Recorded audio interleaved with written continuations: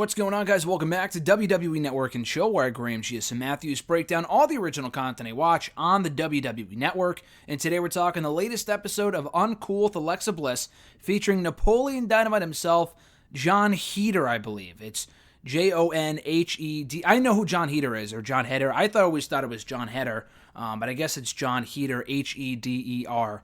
But yeah, the star of Napoleon Dynamite himself. He was also in Blades of Glory, two movies I enjoy very, very much. He was actually on Raw a decade ago as well as a guest host. That's where some wrestling fans might know him from, but I think a lot of people would know him as Napoleon Dynamite before they would remember his gig from Raw, which I completely forgot about.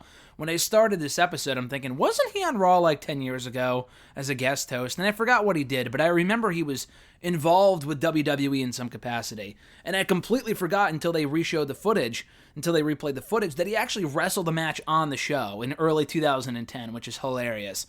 But I thought this was a really, really good episode. So it clocks in at around 50 minutes.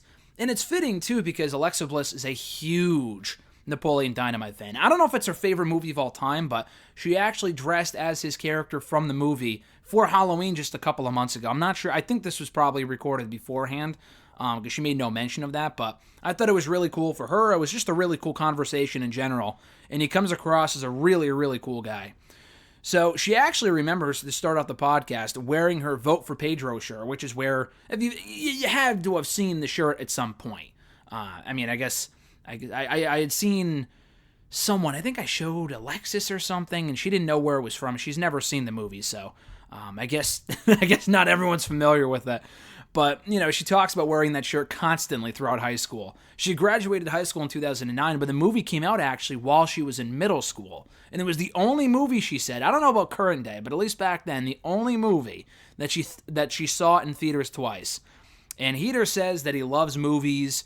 Braveheart was actually the movie for him that he went out and saw 4 to 5 times. And the way that he started that part of the conversation out, I thought he was going to make fun of her for going to the movies to see a movie twice. And I've done that with a bunch of movies. I never really got the appeal of it around 10 years ago, but I've done that a lot since then. I saw Avengers fucking 5 or 6 times.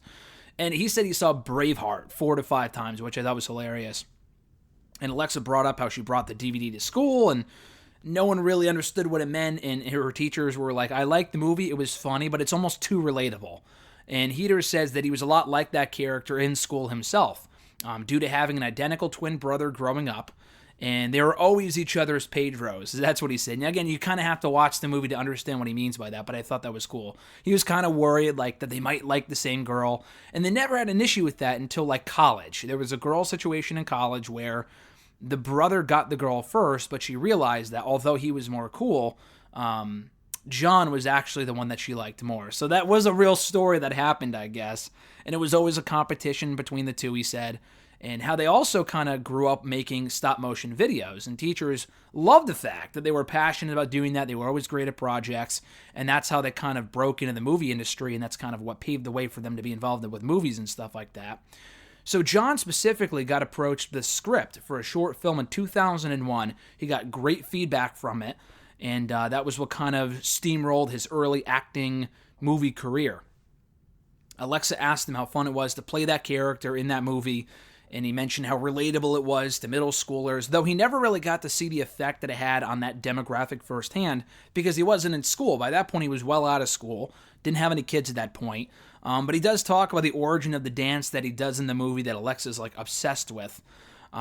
She actually said that she got caught doing the dance one time around Christmas time a couple of years ago, and the video resurfaced online after her cousin posted it. WWE got a hold of it, so I think I've seen it somewhere before, but they show the video again here, which was funny. So John also talks about being uncool, growing up uncool, and that, being cool is not caring about being cool. That's his definition of being cool. And I know I said cool a lot there, but he said that he never really had girlfriends growing up, but he always hung out. There was one point where he hung out with a lot of girls, and that was what kind of led him to meeting this girl that eventually became his girlfriend by the end of senior year. And I guess they're really good friends even to this day, he had said. But he said he made a pact around the school dance in spring that he was going to get a girlfriend by the end of his senior year. And it ended up working out. He had his eyes specifically on one girl from that group of friends that he was hanging out with that he thought was cute and actually talked to him. I guess not a lot of girls talked to him growing up, just that's the situation that he was in, which is fine. But he wanted to take baby steps, ease himself into it, and actually had a happy ending. I thought the story wouldn't end well, but it did. He asked her out to prom. They remain friends to this day. But yeah, they made it official as boyfriend-girlfriend at the end of the year, and that was actually his first kiss. And he didn't say what happened to the relationship. They kind of moved on from there, but I thought that was a cool little story. So that's when he recalls being on Raw in 2010. It was when he was promoting a movie called, like a Disney movie or something called When in Rome. And one of his publicity people brought it up to him. Hey, what if we send you to WWE Raw to go promote this film with Don Johnson of all people, who had even a lesser role in the movie? And he didn't know much. He didn't know much about WWE. He knew Hulk Hogan, people like that, but he was never a big fan growing up. But he said, in all honesty, that and SNL, while doing publicity tours and stuff like that, were always the two most fun they'd ever had doing anything while promoting movies. That's how much fun it was for him.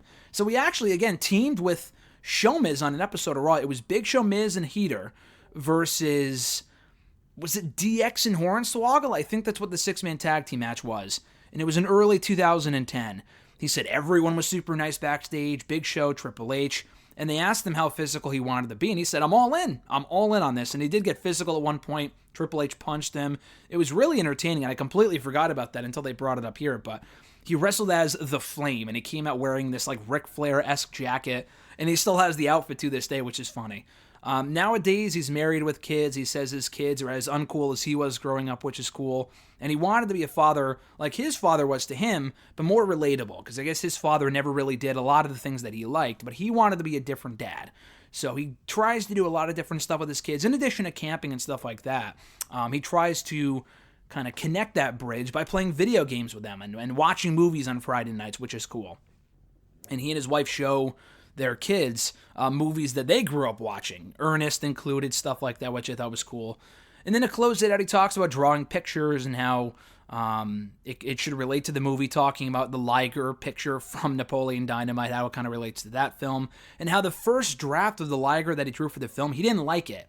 Yet someone found it from like the studio or something, and they used it in the promotion for the movie. It's the Liger in the poster for the film, but it's not the actual drawing from the movie itself. It's two different pictures, because the first one was the first one that he hated, that they used for the promotional material. The second one was the one they used in the movie. So I thought that was kind of interesting. But yeah, he said he was happy in middle school, and he talks about the advice that he would give his younger self and stuff like that, and they talk about horror movies and their passion for horror movies, and I guess he has a podcast doing that, or he has a Patreon or something. But yeah, that's about it. So I thought this was a great conversation. Jon Heder seems like a great guy. Obviously, he and Alexa had great chemistry, considering that Alexa's such a huge fan of his, so that definitely came across here. A lot of fun. Definitely check out the conversation right now, either in audio form on Apple Podcasts, stuff like that, or in video form, which is what I recommend, on either WWE's YouTube channel or on the WWE Network. So that's it, guys. Be sure to check out all my other Uncool with Alexa Bliss reviews right here on WWE Network and Chill in the description box down below. Be sure to like the video, drop a comment, share the video, and subscribe to the channel for more content. Hit that bell button as well to be notified every time a new video goes up. Have a great one, guys. Enjoy your weekend. I'm Graham G. Matthews, and I'll catch your ass down the road.